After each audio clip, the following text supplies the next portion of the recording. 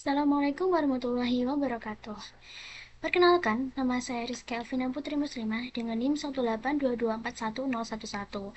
Pada video kali ini, saya akan mengerjakan latihan soal dari bab 1 mata kuliah Sistem Cerdas.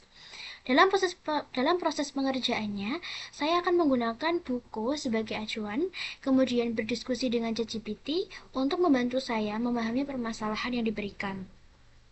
Nah, di sini saya tidak akan langsung meminta jawaban akhir dari ChatGPT, tetapi saya akan mencoba memahami soalnya terlebih dahulu, kemudian menguji jawaban yang diberikan dengan beberapa pertanyaan dan sudut pandang yang berbeda. Setelah saya merasa cukup memahami permasalahannya, saya akan menyusun jawaban akhir saya sendiri di Word. Nah, jadi yang saya tampilkan di sini bukan hanya hasil akhirnya saja, tetapi juga proses berpikir dan diskusinya. Baik, saya mulai dari yang nomor pertama.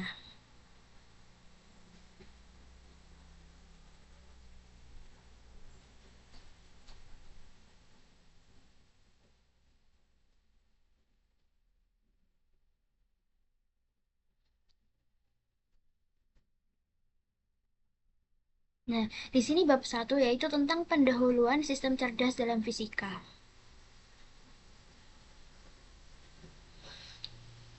Saya buka terlebih dahulu bagian latihan soal pada bab satu.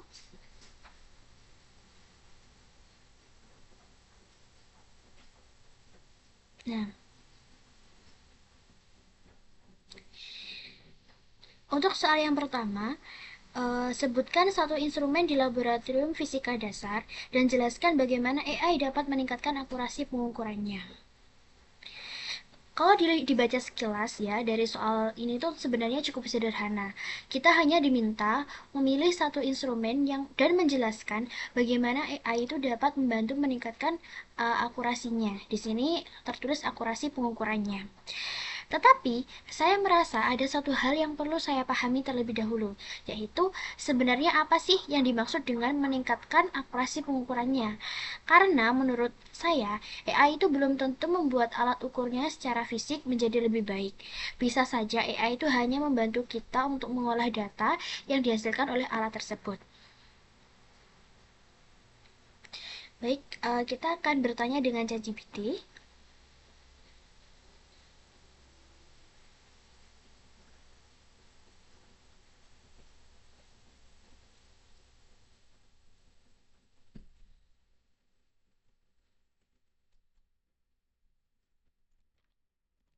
Jadi saya akan mengetikkan prompt.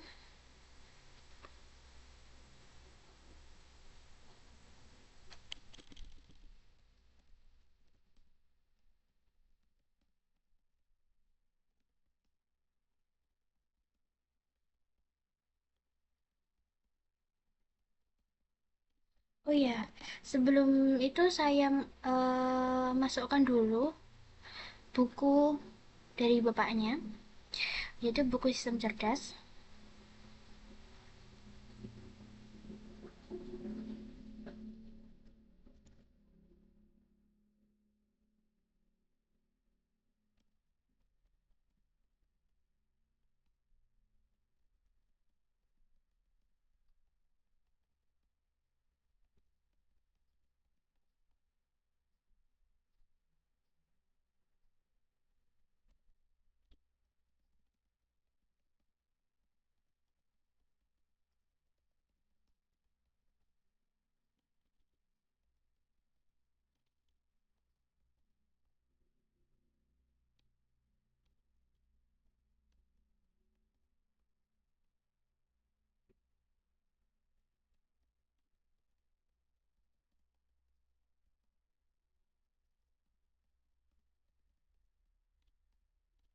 Sebagai teman diskusi.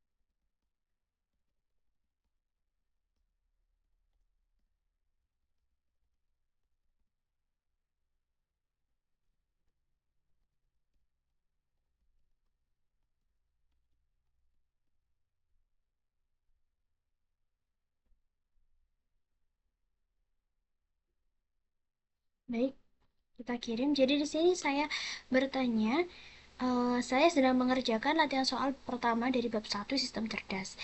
Saya ingin berdiskusi secara bertahap, bukan langsung mendapatkan jawaban akhirnya. Nah, tolong posisikan diri Anda sebagai teman diskusi yang kritis. Kalau pemikiran saya kurang tepat, jangan hanya menyetujuinya, tetapi jelaskan bagaimana bagian apa yang perlu dikoreksi. Nah, di sini saya juga sudah melampirkan soalnya. Nah, ini sudah dijawab oleh GPT. Nah, boleh.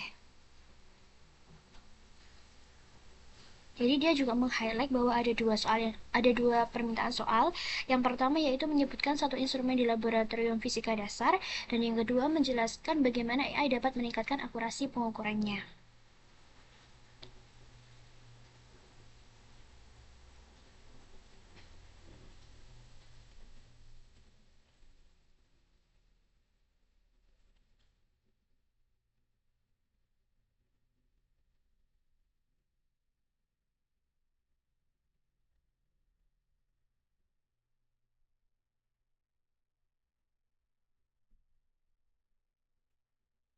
Nah, di sini dia menyebutkan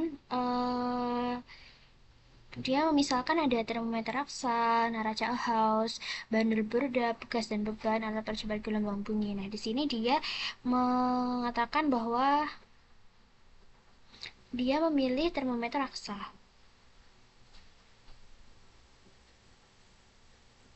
Nah,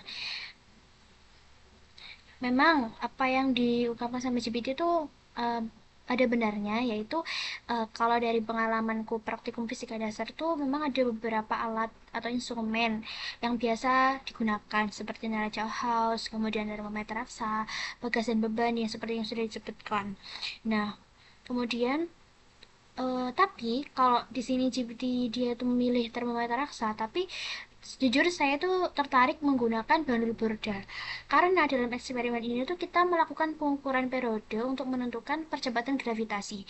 Memang pada kenyataannya itu praktikum itu sangat mudah sekali karena kita hanya perlu untuk menyimpangkan bandul Borda itu sebesar kurang lebih 5 derajat ya. Setelah itu kita hitung periodenya, setelah itu kita dari periode tersebut kita bisa menghitung berapa percepatan gravitasi. Dari simulasi yang sederhana itu menurutku itu suatu hal yang unik, sehingga kalau di sini GPT menyarankan untuk memakai termometer RX, maka aku justru lebih tertarik untuk menggunakan instrumen berupa bandul Borda. Baik, mari kita samakan persepsi dulu dengan ChatGPT.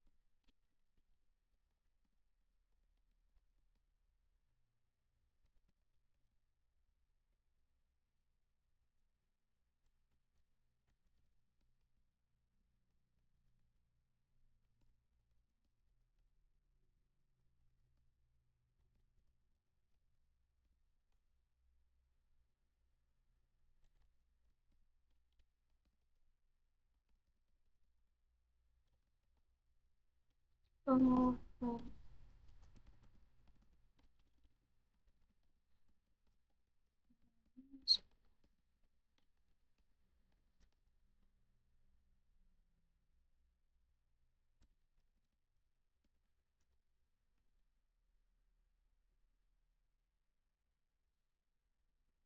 Di sini saya juga bertanya, kalau memang bandul Borda ini tuh pilihan yang cukup kuat, nah bagian pengukuran mana yang paling masuk akal untuk dibantu oleh AI?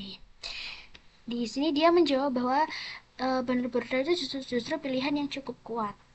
Uh, kemudian, hmm, Di sini dia juga mengatakan bahwa apa sih yang sebenarnya diukur pada eksperimen Bandul Burda. Nah, kan tujuannya itu adalah menentukan percepatan gravitasi. Dan kita tidak langsung mengukur G dengan alat, tapi kita mengukur beberapa besaran yang kemudian digunakan untuk memperoleh G. Jadi, di sini ada Bandul Burda, dia juga menjelaskan alurnya. Jadi, kita menggunakan Bandul Burda, kemudian menghasilkan data panjang bandul dan periode atau waktu ayunan, kemudian datanya diolah dan diperoleh nilai G. Nah, terus bagian mana yang paling masuk akal dibantu AI? Nah, di sini ada kandidat yang pertama itu adalah pengukuran waktu atau periode ayunan. Nah, di sini juga dia bilang bahwa kita bisa saja menggunakan stopwatch untuk mengukur waktu sejumlah ayunan. Nah, masalahnya pengukuran manual itu biasa bisa mempengaruhi keterlambatan manusia saat menggunakan stopwatch, kemudian kesulitan menentukan tepat kapan suatu ayunan dimulai, kemudian ada perbedaan hasil antar pengamat dan lain sebagainya.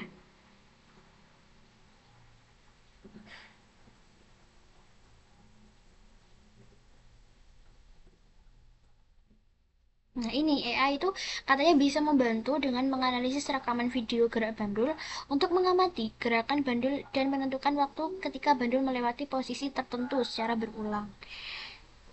Jadi dia bilang kalau alurnya itu bandulnya bergerak, kamera merekam, AI mengenali gerakan bandul, menentukan waktu atau periode dan data lebih konsisten digunakan untuk menghitung nilai G atau gravitasi. Nah, ada dia juga punya kandidat yang kedua yaitu pengukuran panjang bandul.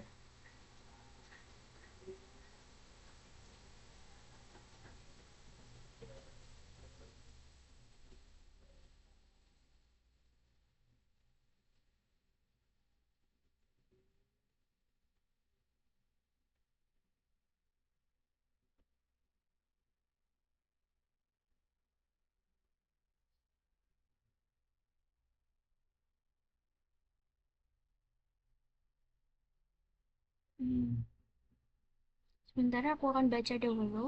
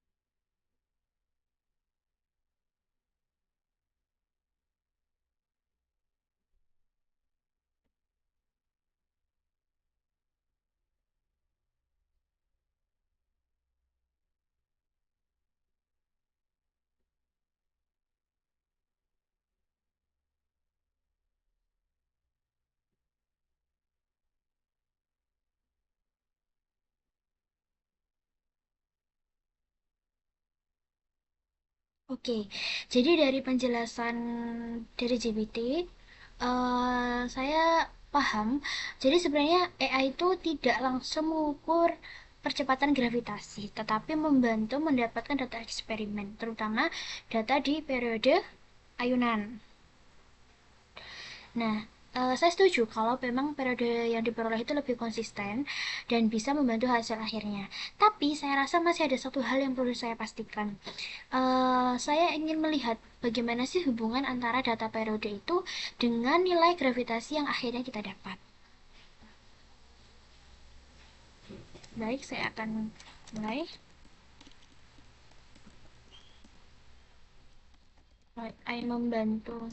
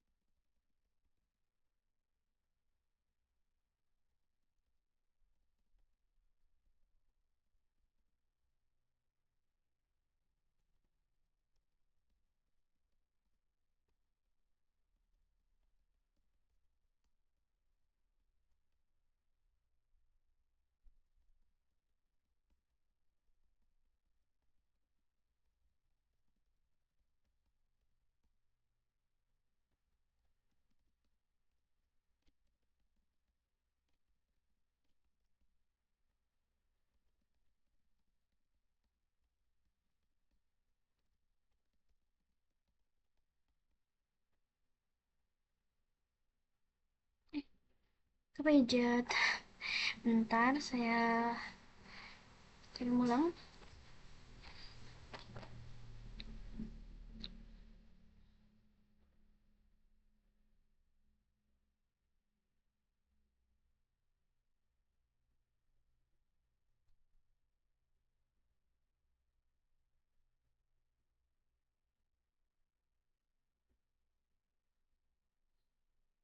Kita baca dulu ya apa jawaban dari ChatGPT.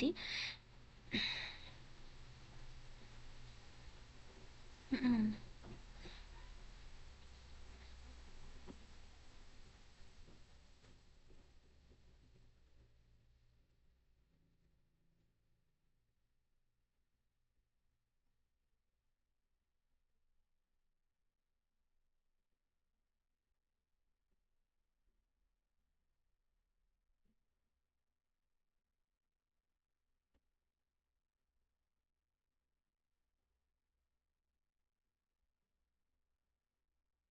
Hmm.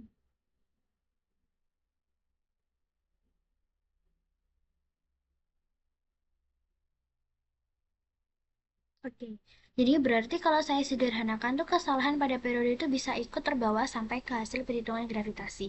Ya, tapi saya ingin memastikan apakah hubungan itu memang sesederhana itu.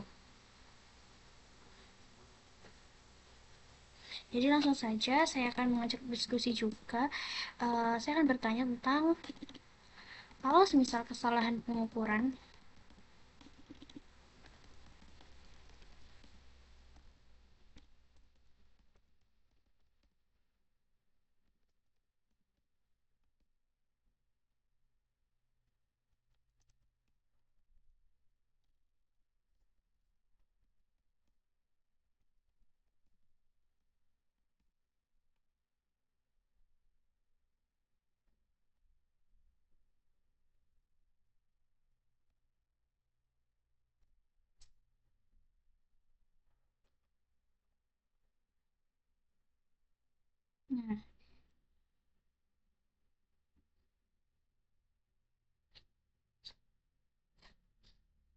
Nah, kita baca dulu ya jawaban dari ChatGPT. Di sini dijelaskan bahwa nilai G itu sebanding dengan 1/T². Artinya G memang sensitif terhadap T. Tetapi bukan berarti sedikit kesalahan dari periode itu selalu menghasilkan kesalahan besar pada G.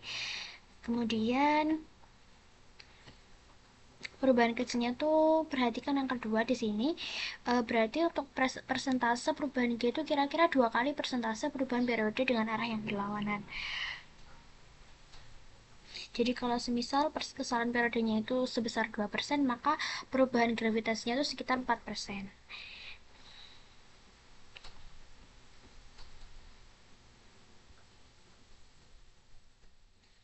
Jadi semakin kecil periodenya, maka semakin besar gravitasinya.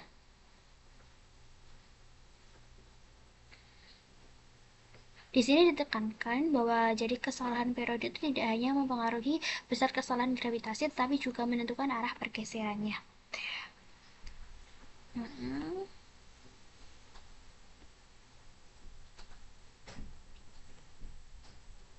Oke, nah jadi ini menarik Kak. Berarti sebenarnya tuh kita tidak bisa hanya mengatakan bahwa AI itu membuat periode lebih akurat. Lalu otomatis mengatakan nilai G juga pasti jauh lebih akurat. Karena kita masih harus melihat seberapa besar sih pengaruh perubahan periode terhadap hasil dari akhirnya. Kalau begitu, apakah tepat?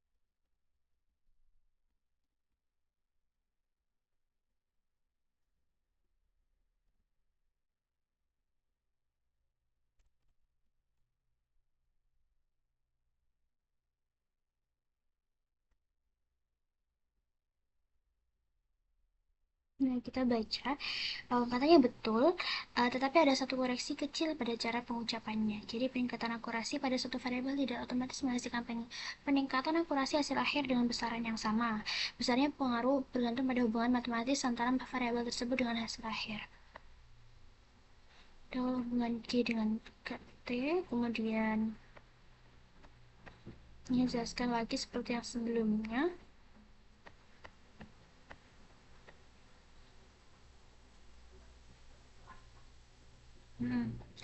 Bisnis atau eksperimental, apakah pengurangan ketidakpastian itu cukup besar? Secara statistik, apakah? Hmm. Hmm, saya baru kepikiran satu kemungkinan. Bagaimana kalau ternyata sumber error terbesar dalam eksperimen itu bukan berasal dari pengukuran periode, tetapi dari variabel lain? Coba deh kita tanya ya. Misalnya,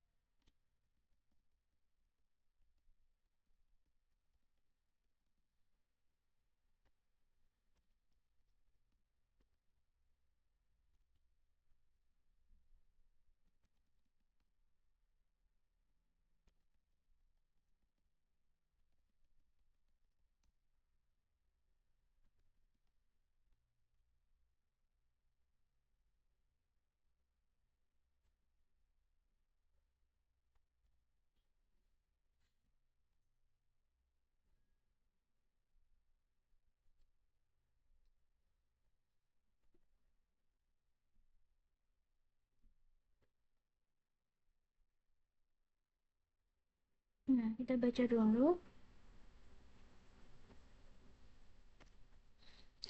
Sama seperti dia juga melihat sensitivitas dari masing-masing variabelnya.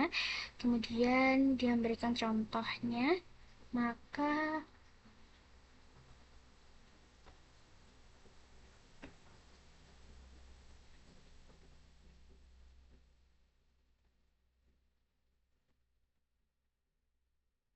kalau di sini melihat dari sensitivitasnya itu kontribusi L-nya itu sekitar 0,5%, sedangkan T sekitar 2%. Jadi periode itu lebih dominan dalam contoh ini.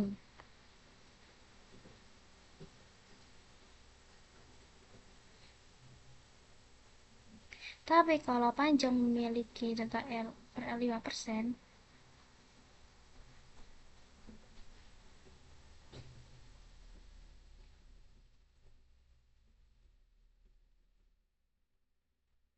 hmm,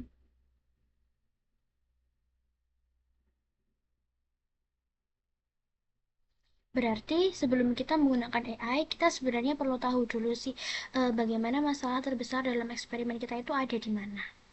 Kalau ternyata error terbesar itu berasal dari panjang bandul, sedangkan periode sudah cukup akurat diukur secara manual, menggunakan AI untuk mendeteksi periode mungkin bukan solusi yang paling efektif. Nah,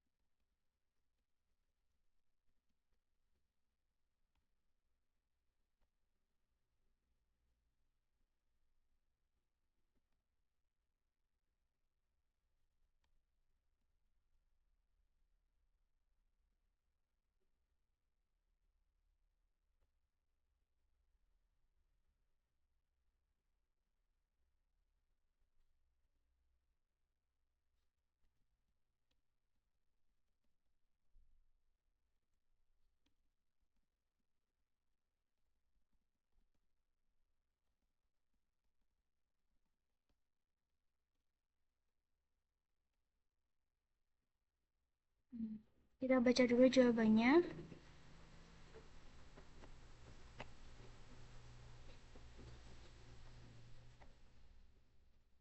Oke.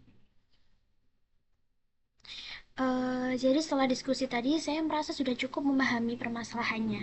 Nah, sekarang saya ingin menarik kesimpulan dan menyusun jawaban akhir berdasarkan hasil diskusi yang sudah dilakukan.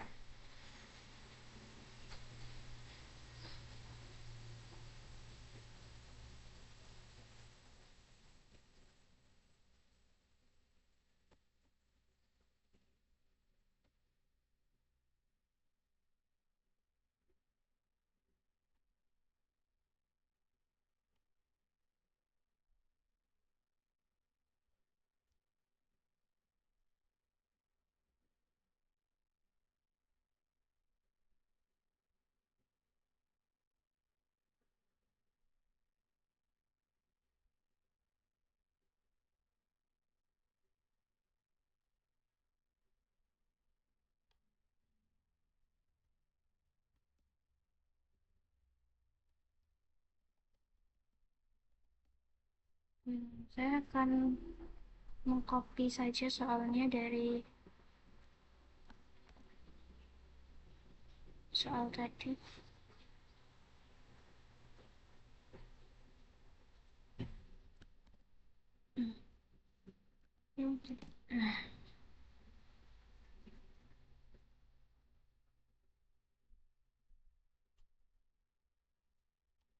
Baik. Jadi berdasarkan diskusi tadi, maaf, saya mendapatkan kesimpulan bahwa salah satu eksperimen di laboratorium fisika dasar yang dapat dikembangkan dengan bantuan AI adalah eksperimen bandul burda untuk menentukan percepatan gravitasi.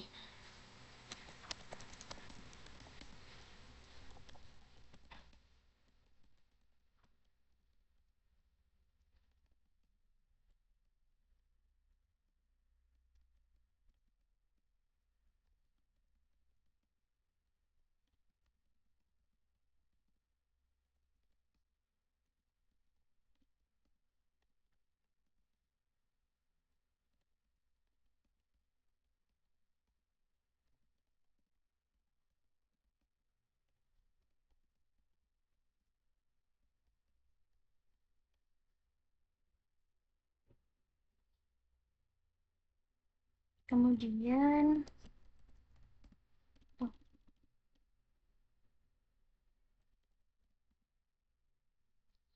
pada eksperimen ini,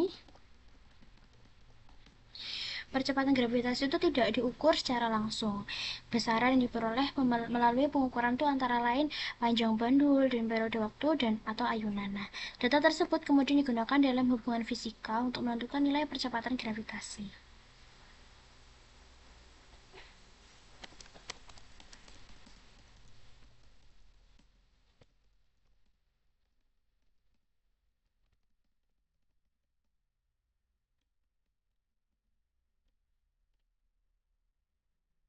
Nah, kemudian AI itu dapat membantu terutama pada proses pengukuran dan pengolahan data periode ayunan.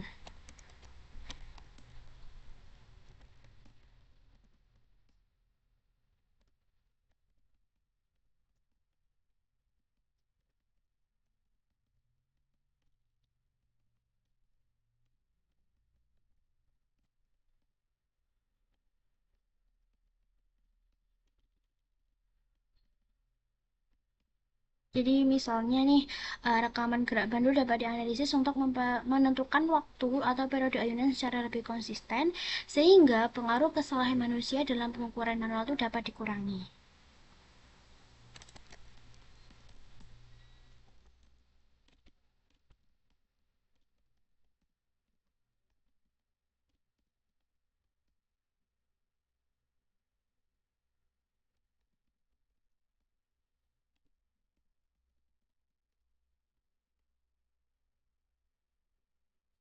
Nah, namun penggunaan AI itu tidak berarti bahwa instrumen bandul border itu secara fisik menjadi lebih akurat. Nah, jadi AI itu di sini tuh lebih berperan dalam membantu memperoleh dan mengolah data eksperimen.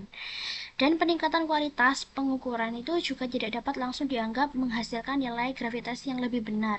Karena masih terdapat sumber ketidakpastian lain seperti pengukuran panjang bandul, noise, kondisi eksperimen, dan kesalahan model.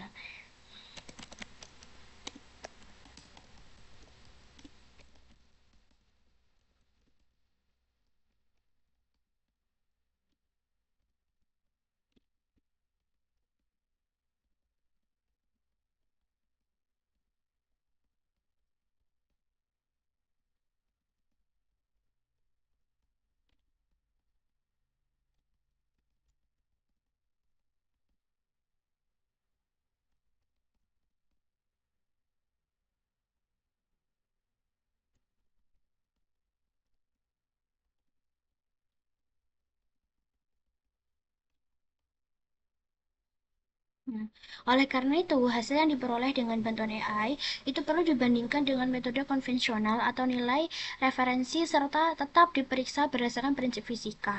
Dengan demikian, AI dapat digunakan sebagai alat bantu untuk meningkatkan konsistensi dan kualitas pengolahan data eksperimen, tetapi tidak menggantikan pemahaman fisika dan proses validasi eksperimen.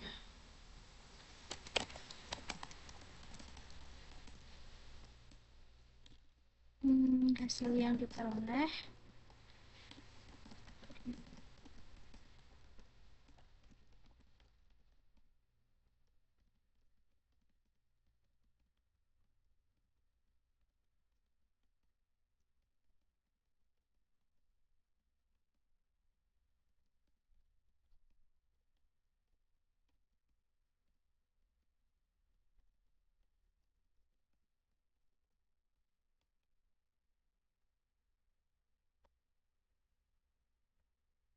Jadi, kesimpulan dari soal yang pertama ini adalah AI itu dapat membantu meningkatkan kualitas proses pengukuran dan pengolahan data. Tetapi, hasilnya tetap harus divalidasi dan dikaitkan dengan prinsip fisika. AI bukan pengganti instrumen maupun hukum fisika. Baik, sekarang lanjut nomor kedua.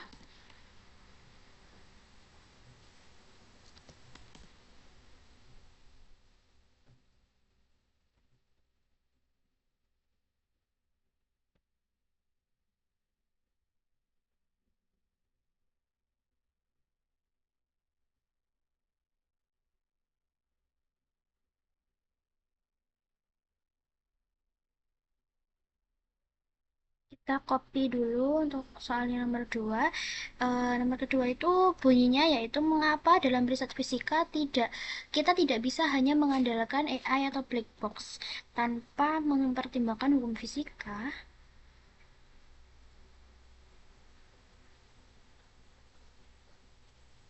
Kenapa ya kira-kira?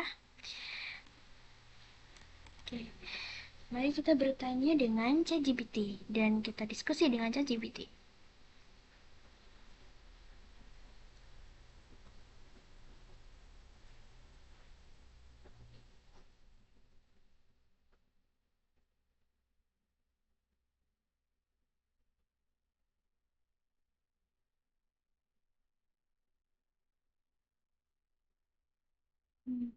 Sebentar.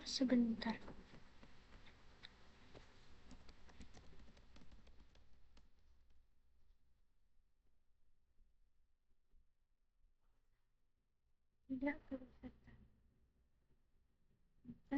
sebentar. Coba kita buka itu lagi.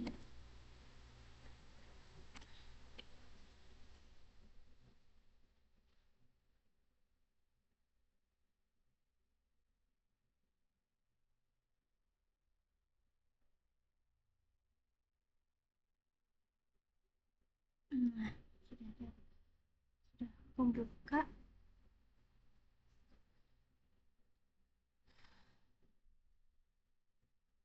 Nah, di sini ntar kita buka dulu.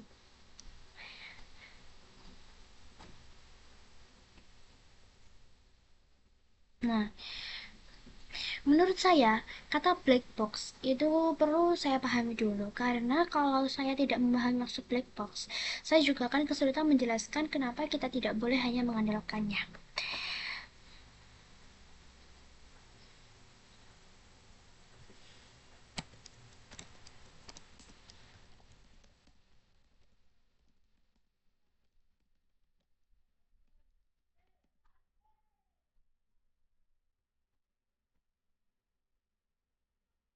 Kita copy soalnya.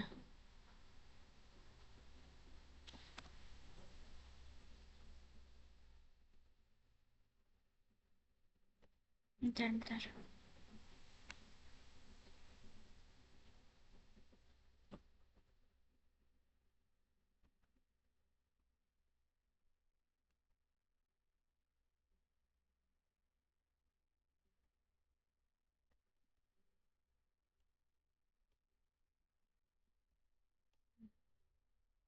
Baik.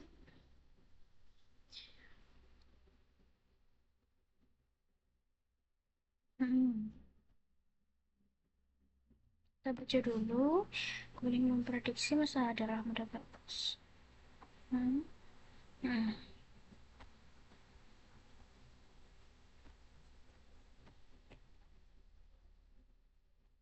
Hmm.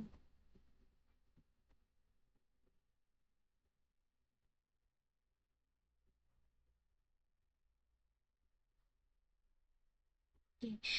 Saya mulai paham. Nah, berarti masalahnya itu bukan hanya pada apakah AI itu bisa memberikan prediksi dengan benar, tetapi kita juga perlu memahami apakah hasil tersebut masuk akal secara fisika. Oke.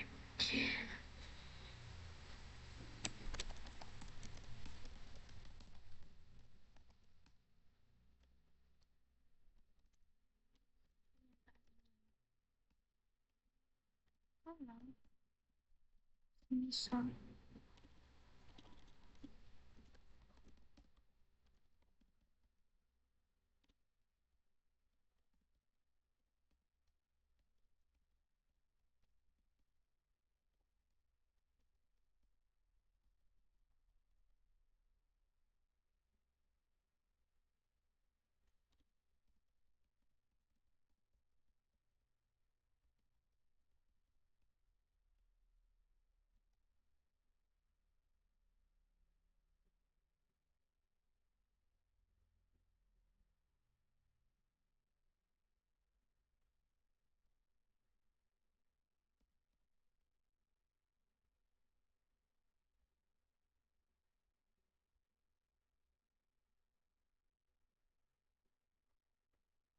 Hmm.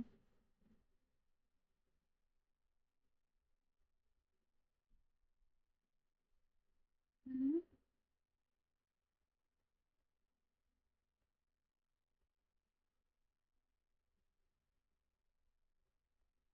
Baik. Saya rasa di sini tuh ada masalah yang lebih mendasar. Nah, AI itu mungkin menemukan pola dari data, tetapi belum tentu pola tersebut menjelaskan penyebab suatu fenomena. Kalau yang menemukan korelasi yang sangat kuat antara dua variabel, nah di sini saya akan bertanya lagi.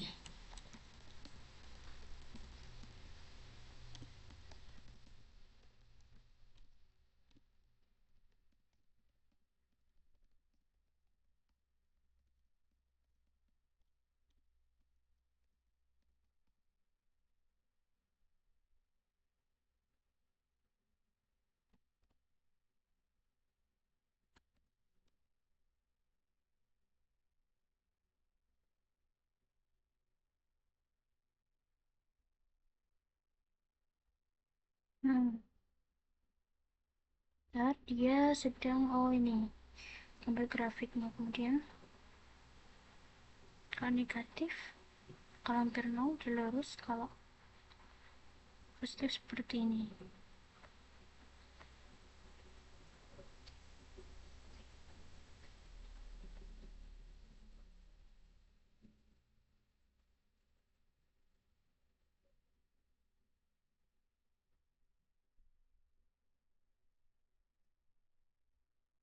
Hmm,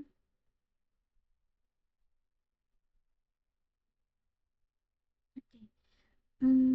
Saya coba kasih contoh dulu supaya lebih jelas.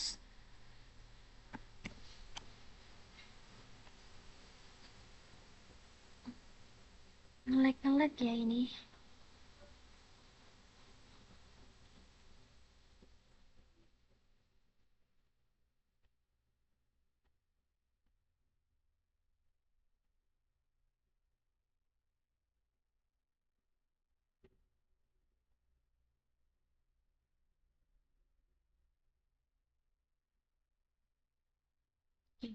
Berarti ada perbedaan antara model yang bisa memprediksi dengan model yang bisa menjelaskan. Hmm, Kemudian apakah dalam penelitian fisika itu kita selalu membutuhkan model yang dapat menjelaskan?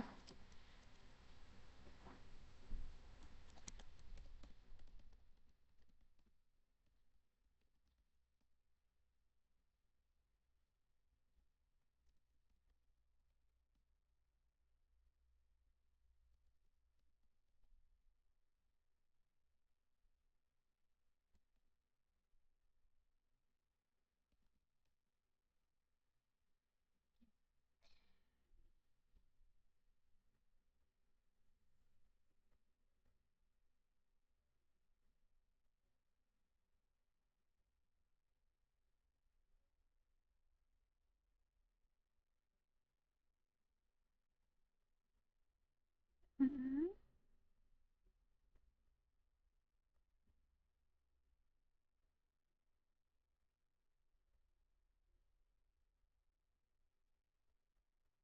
Oke, bentar.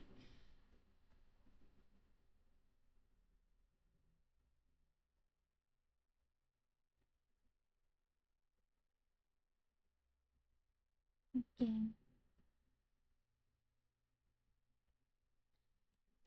Sekarang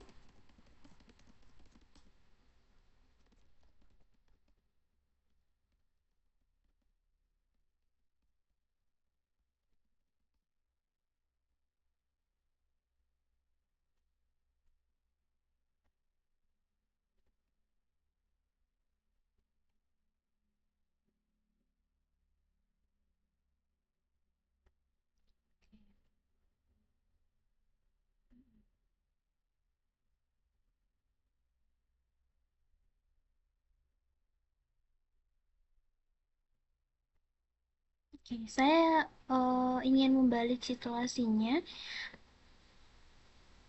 Bagaimana kalau ternyata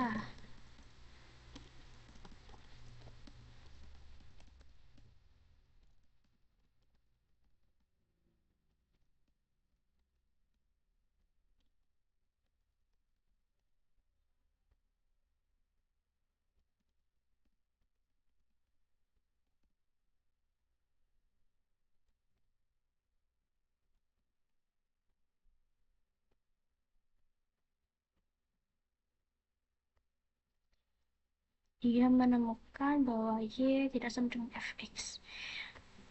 Hmm?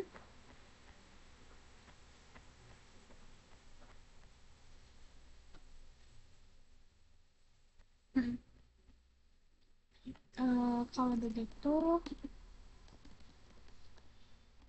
sebenarnya apa fungsi hukum fisika dalam penggunaan AI?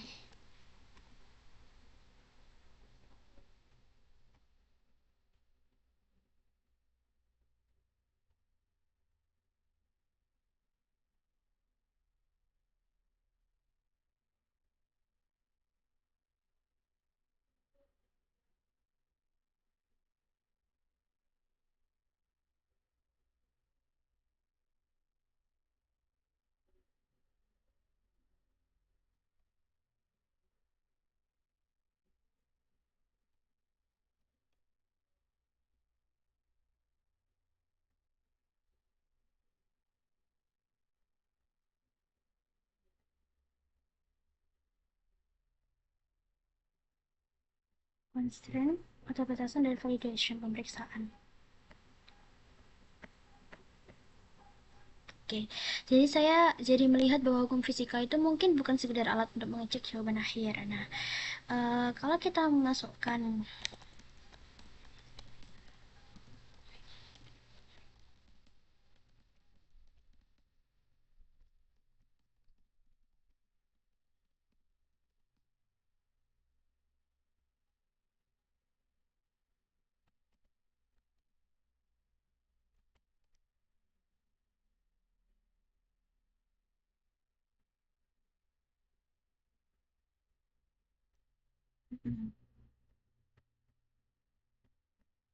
oke, nah kalau model black box itu dilatih menggunakan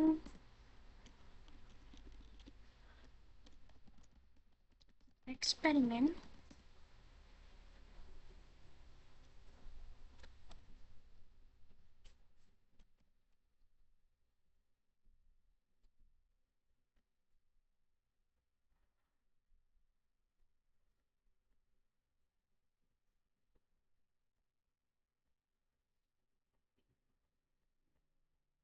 hmm,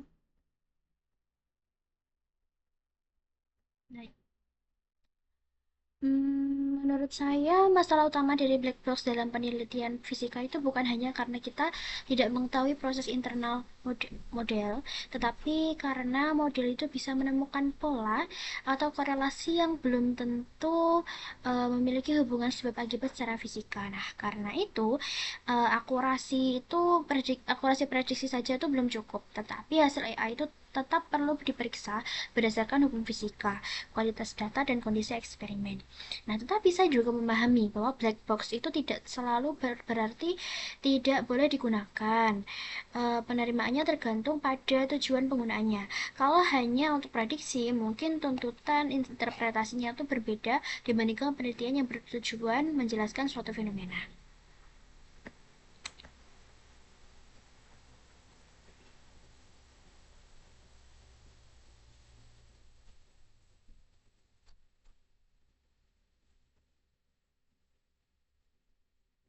Baik, nah sekarang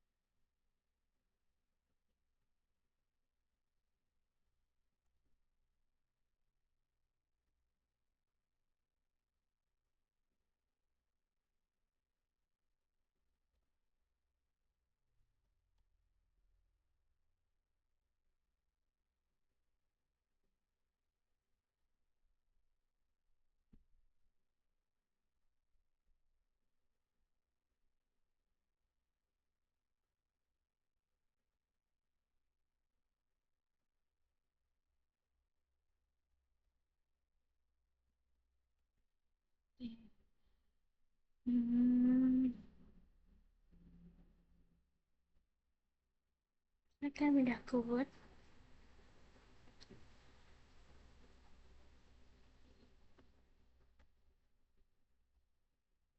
Nah, baik, setelah melakukan diskusi, sekarang saya akan menyusun jawaban akhir saya sendiri dibuat berdasarkan pemahaman yang sudah saya dapatkan. Jadi dari pertanyaan yang nomor 2 itu, mengapa dalam riset fisika itu kita tidak bisa hanya mengandalkan model AI black box tanpa mempertimbangkan hukum fisika? Nah, karena model AI black box itu dapat memberikan prediksi dengan tingkat akurasi yang tinggi, tetapi proses internal yang menghasilkan prediksi tersebut sulit untuk diinterpretasikan. Dalam penelitian fisika, kondisi ini tuh menjadi masalah karena hasil prediksi itu tidak hanya perlu akurat secara statistik, tetapi juga harus dipertanggungjawabkan berdasarkan prinsip dan hukum fisika.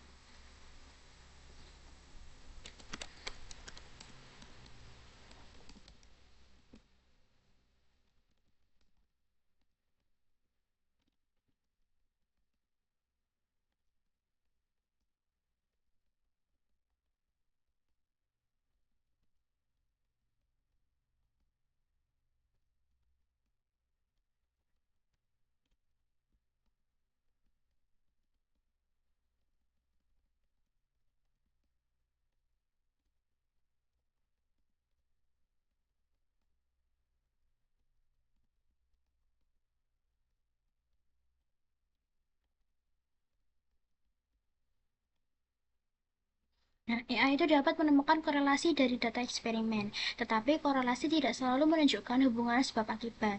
Nah, model itu juga dapat memanfaatkan pola tertentu dalam dataset yang sebenarnya tidak memiliki hubungan langsung dengan fenomena fisik yang diteliti. Nah, jika data yang digunakan itu memiliki bias, model juga dapat mempelajari bias tersebut dan menghasilkan prediksi yang tampak akurat, tetapi tidak dapat digeneralisasikan pada kondisi lain. Oleh karena itu, hukum fisika itu diperlukan untuk memeriksa apakah hasil AI itu masuk akal secara fisik atau tidak.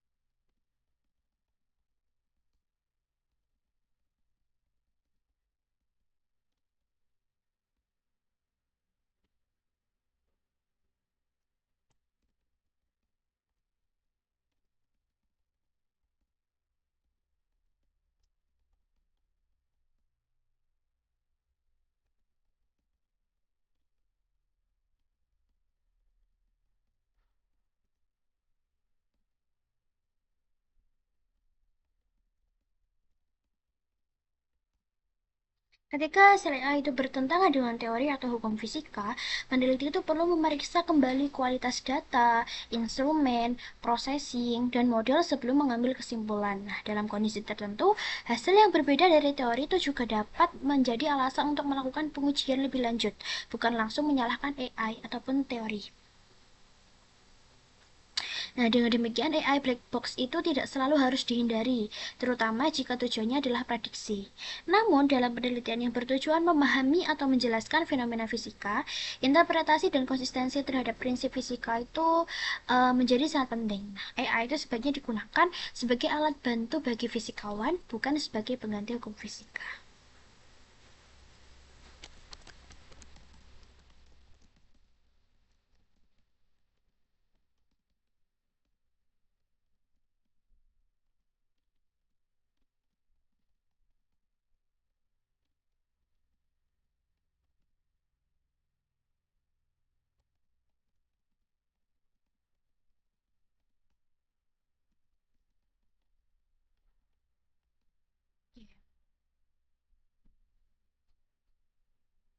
Di sini AI sebaiknya digunakan sebagai alat bantu.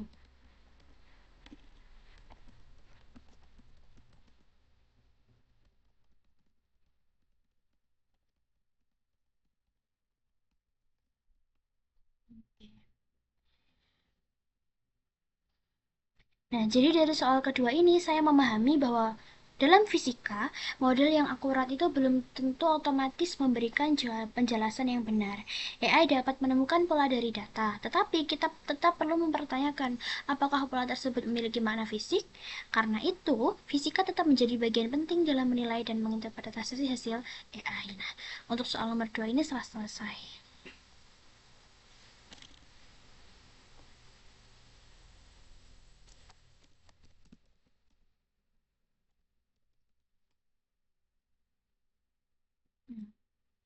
Lanjut untuk soal nomor 3.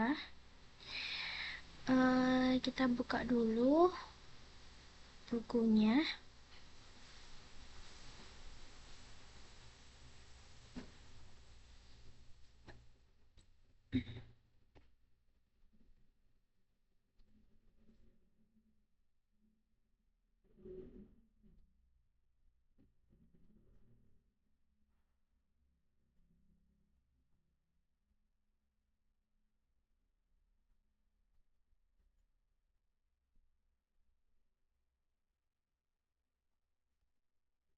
Dari blok kode di atas, jelaskan pendas. Oke, level finance dan pengolahan data sensor. Jadi untuk soal selanjutnya kita copy dulu.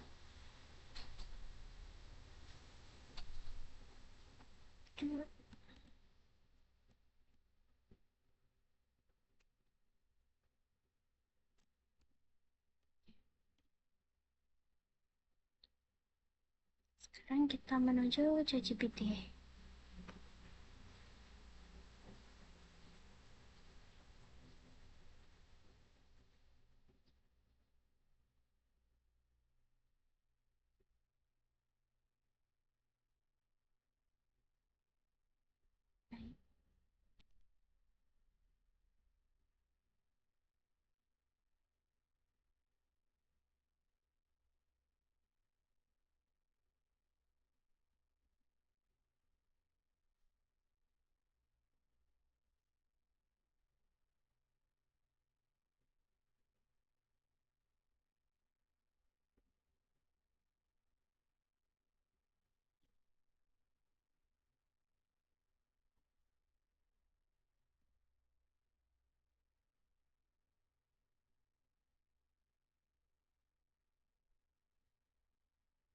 Baik.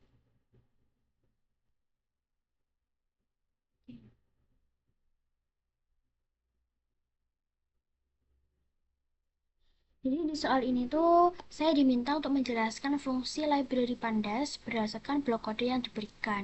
Nah, saya tidak ingin hanya menjelaskan definisi Pandas secara umum. Jadi saya akan melihat dulu bagaimana Pandas digunakan di dalam kode ini. Jadi kita buka dulu bukunya. Oke.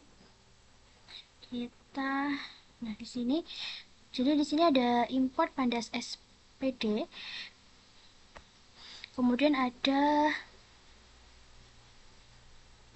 df sama dengan pd.read underscore csv dalam kurung 4. Nah, dan di sini juga ada print dalam kurung df.head. Nah, saya melihat ada 3 bagian yang cukup berkaitan dengan Pandas, yaitu ada import Pandas, kemudian pd.read, kemudian ada df.head. Nah, saya ingin memahami hubungan ketiganya dalam proses pengolahan data sensor.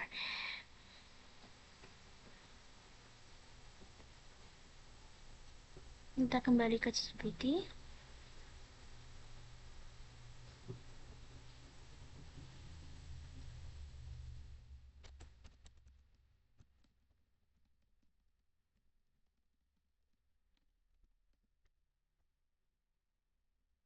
Saya copy dulu.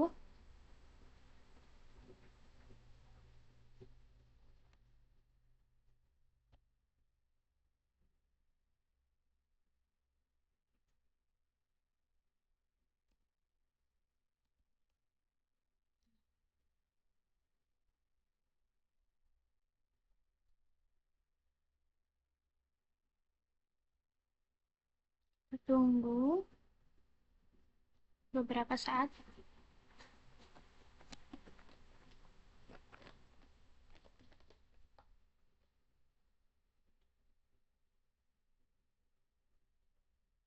Oke, Pandas adalah library Python yang digunakan untuk mengolah dan menganalisis data. Selanjutnya,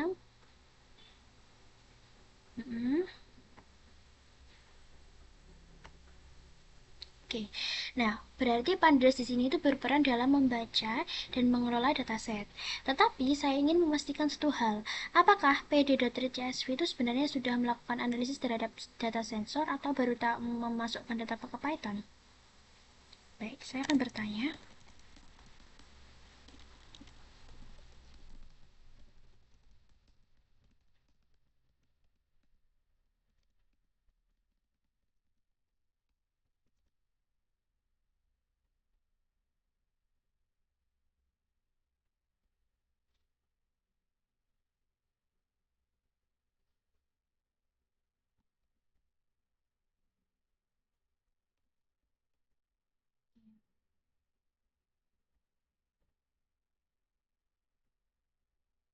Hmm.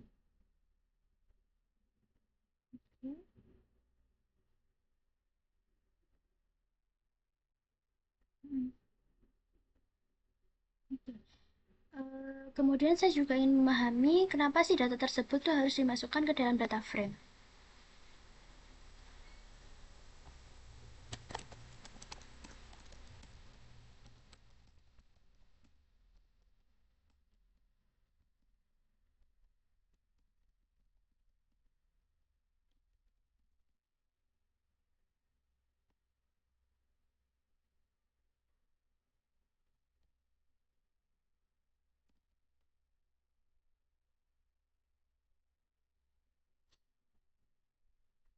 Kita baca dahulu.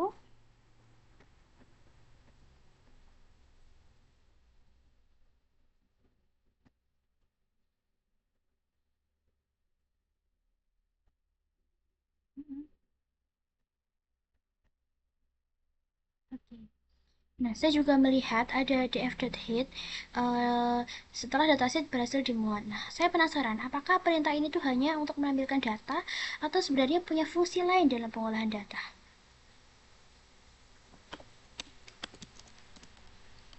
Pada kode terdapat. Saya copy dulu aja ya,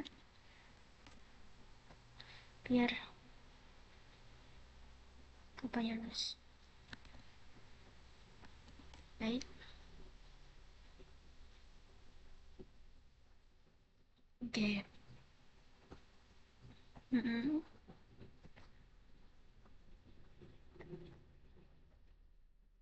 Oke, nah, jadi dari sini saya sudah melihat bahwa Pandas itu membantu kita melihat dan mengelola data. Tapi ada hal yang menurut saya penting. Data yang berhasil dibaca itu belum tentu merupakan data yang benar. Nah, bentar ya, kita diskusi lagi. Misalnya, file sensor dot.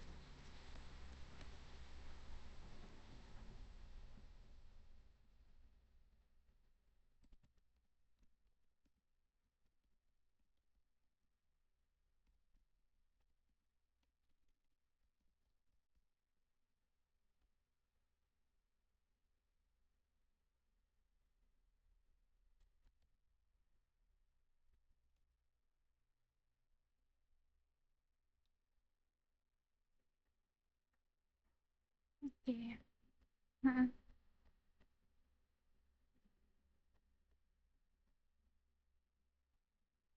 oke. Nah, berarti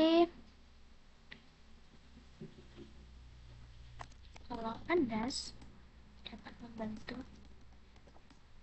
kita menemukan missing value.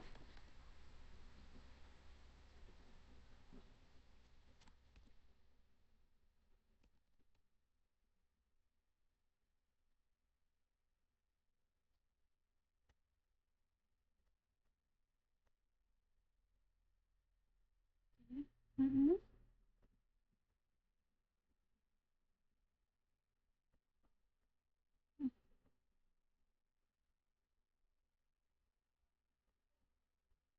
Oke, karena di sini mata kuliahnya adalah sistem cerdas, saya juga ingin memahami posisi Pandas dalam keseluruhan prosesnya.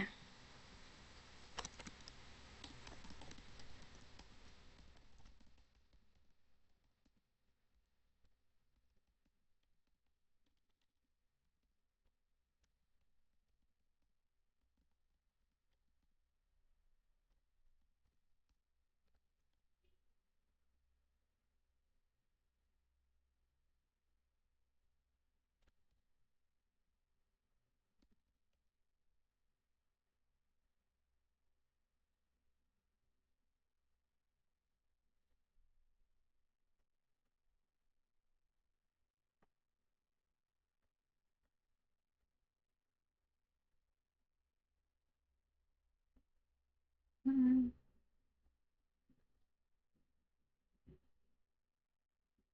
oke.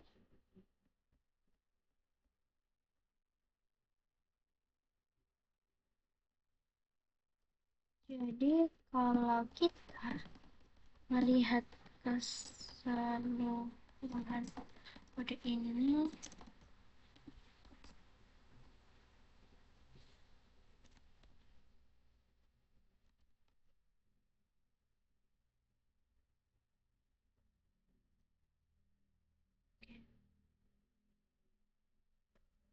kata processing training model.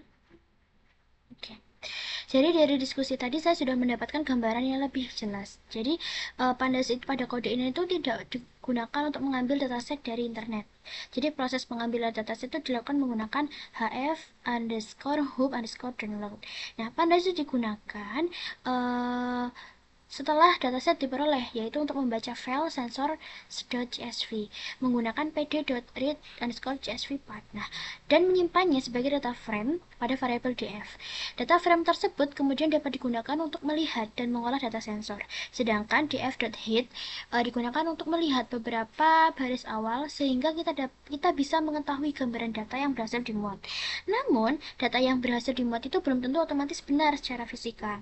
Jadi Pandas membantu proses pengolahan data, tetapi interpretasi apakah data tersebut masuk akal tetap membutuhkan pengetahuan tentang fenomena fisika. Nah, sekarang saya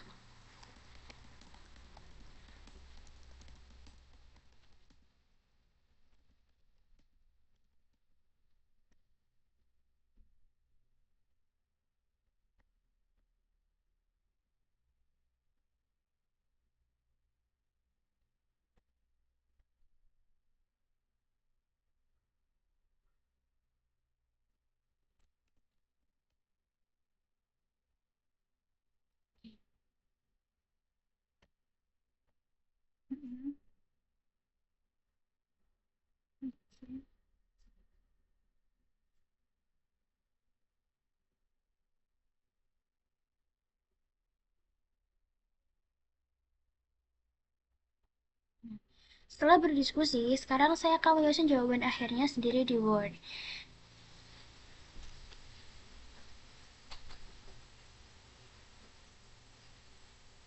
Saya akan copy gambar datanya dulu. Nah, oke. Pada blok kode tersebut itu, library Pandas itu digunakan untuk membaca dan mengelola dataset sensor yang telah diperoleh dari file CSV. Dan penggunaan Pandas itu ditunjukkan melalui import pandas spd dan membuat library Pandas yang digunakan dengan alias pd.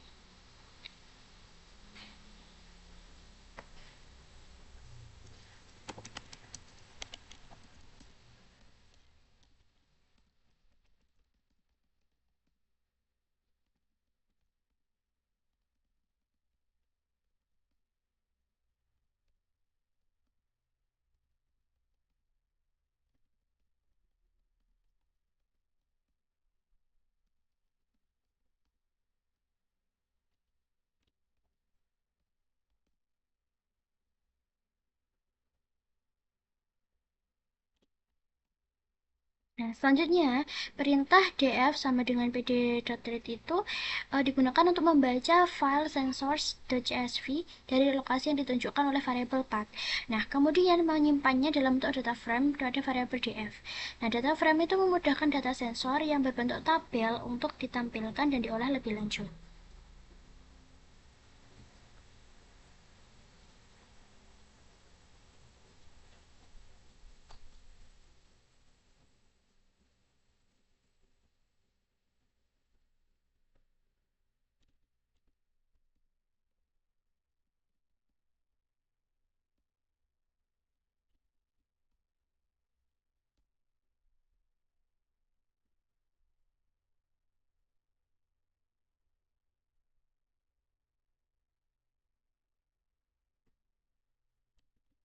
Saya copy aja deh biar cepet.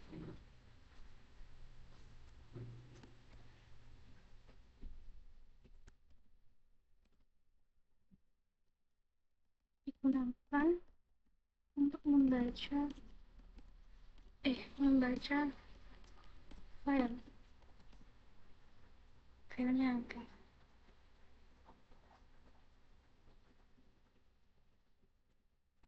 Sensors SV.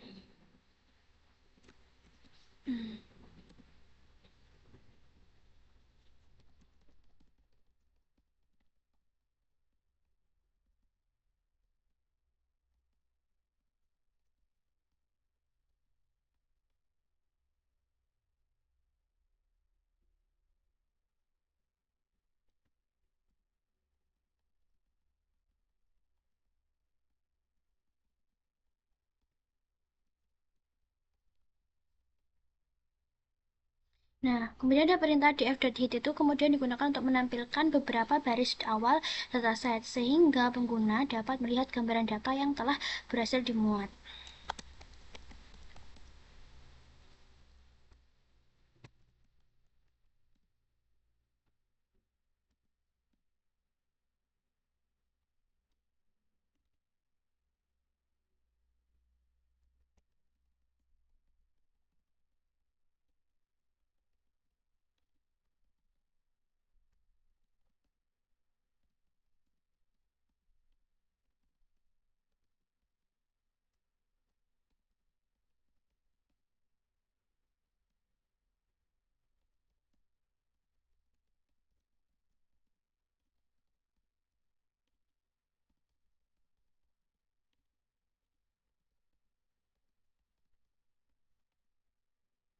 Dengan demikian, Pandas itu berperan dalam tahap pengolahan dan persiapan data sensor, bukan dalam proses pengunduhan dataset ataupun sebagai algoritma machine learning.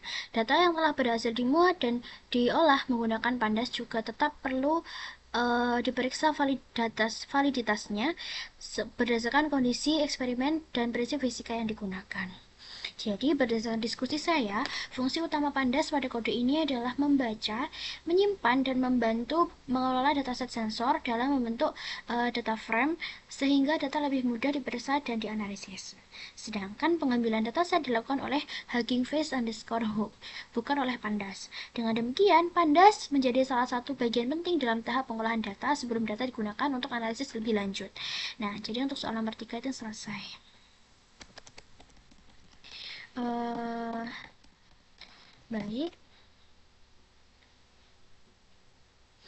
alhamdulillah seluruh latihan soal pada bab 1 itu sudah selesai. Selama proses pengerjaan, saya tidak hanya mencari jawaban akhir, tetapi juga berdiskusi dan menyatukan asumsi saya dengan ChatGPT. Jadi dari diskusi yang saya lakukan, saya memahami bahwa penggunaan AI dalam fisika itu tidak hanya berkaitan dengan kemampuan menghasilkan prediksi, tetapi juga bagaimana kita mengolah data, memeriksa hasil, dan tetap mengaitkannya dengan prinsip-prinsip fisika. Dan saya juga memahami bahwa AI dan berbagai tools yang digunakan dalam pengolahan data itu tetap merupakan alat bantu. Selanjutnya, saya akan menyimpan hasil pengerjaan dalam bentuk PDF, file hasil diskusi, dan file Python sesuai dengan ketentuan pengumpulan. Demikian video pengerjaan dan diskusi yang saya untuk bab 1. Terima kasih. Wassalamualaikum warahmatullahi wabarakatuh.